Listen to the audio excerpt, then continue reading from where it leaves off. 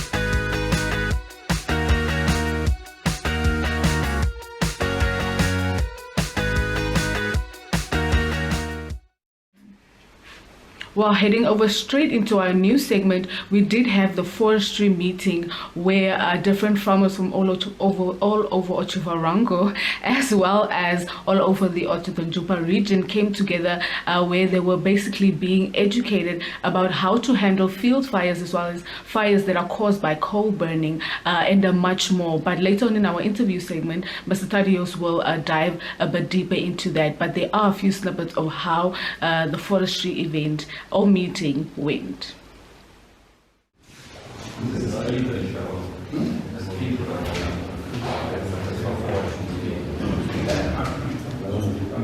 Thank you very much.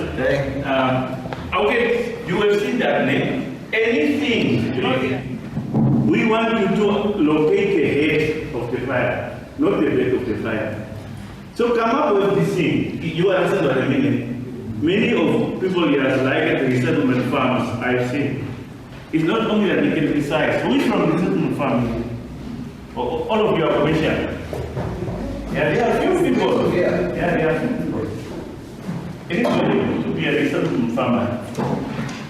Yeah, because not only that, but then you need to work much harder to bring everything straight. Because you can be a farm which was down and you need to upgrade. And your upgrade is one of fire management. It's my time over. And second, in our new segment, we did have the TCE training that did take place at the Out of Africa Lodge, located right here in Otjiwarongo, where they basically were training field officers from about the 4 districts in the Otjiwarongo region, with the hopes of teaching them and equipping them with skills that they can take back to their respective stations. We also did have an interview with one of the hosts of this training as well, and he will tell us a bit more about what this training is about and why they decided to have this training later on in the interview segment. I'll just stay tuned for a few snippets.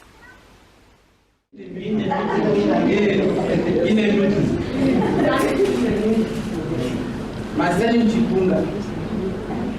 I'm the team commander from Maheke. Thank you. I think everybody knows me.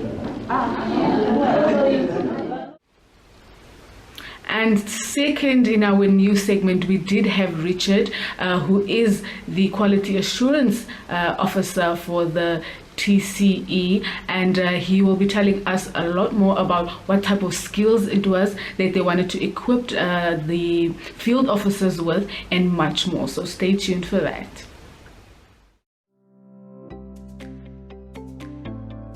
Straight Talk is a debate competition for high school learners and a spelling competition for primary school learners, mostly focusing on current affairs among the youth.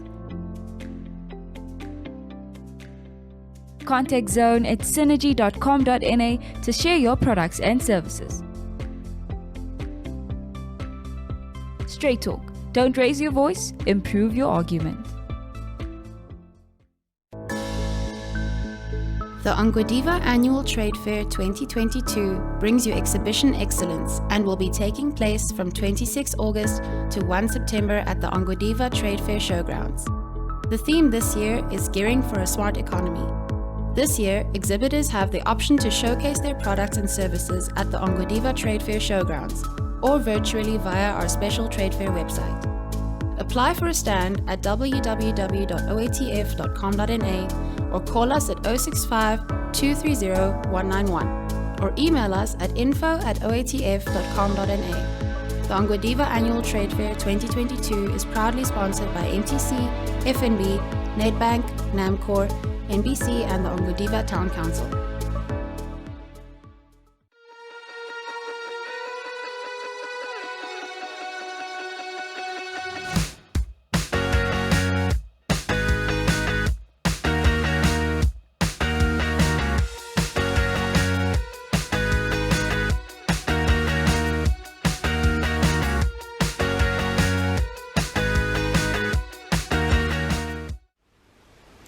While heading straight into our interview segment, first in our interview segment, we did have an interview with Mr. Thaddeus, who is from the forestry, and he will be telling us a bit more about what the forestry meeting was about and what it entailed. So stay tuned for that. I'm Thaddeus. I'm from DOF, Directorate of Forestry, Minister of Environment, Forest and Tourism.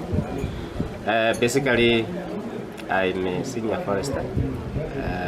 My job or daily working description of my routine daily work include implementations of forestry programming activities.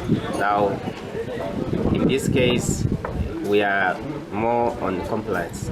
We are putting our effort on compliance.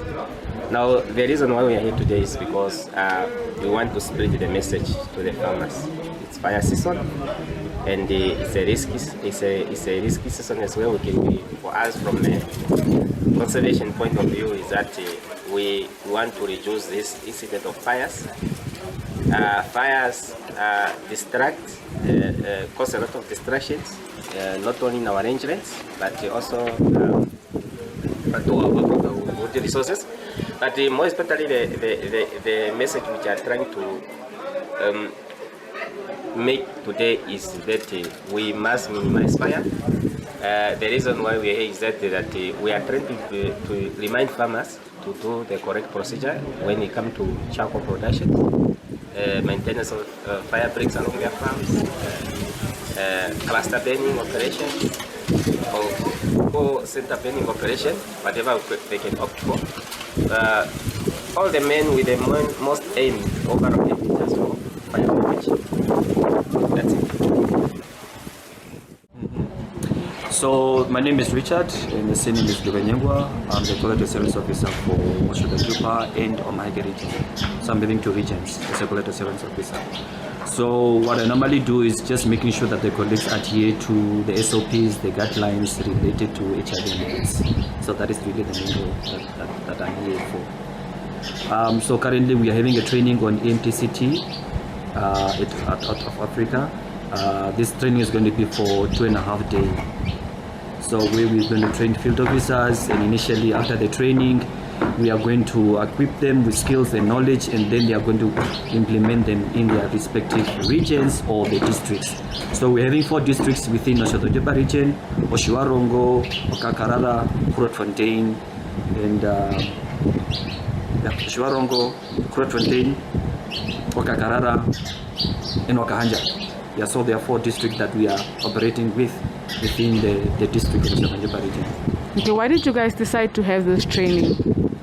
Well, we decided to have this training because PMTC is one of those activities that we normally do in the communities.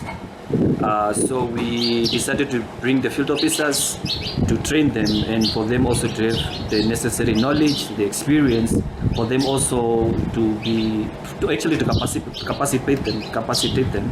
So if they go back in their communities, then they will be able to convey these informations to our clients in the communities, because we are based in the communities. That's the services that we normally do. So we are taking the services into the communities. Yeah. Okay.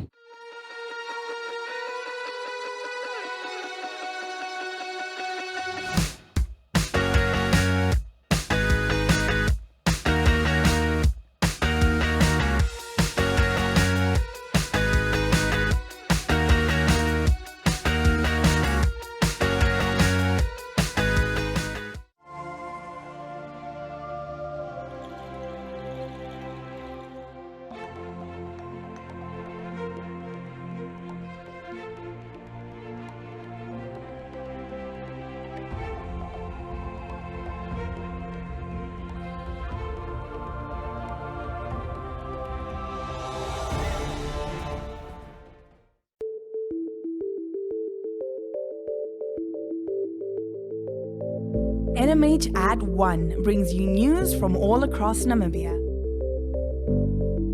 If you would like to feature your brand or campaign on this platform, contact nmh1@synergy.com.na. NMH Ad 1, your lunchtime news companion.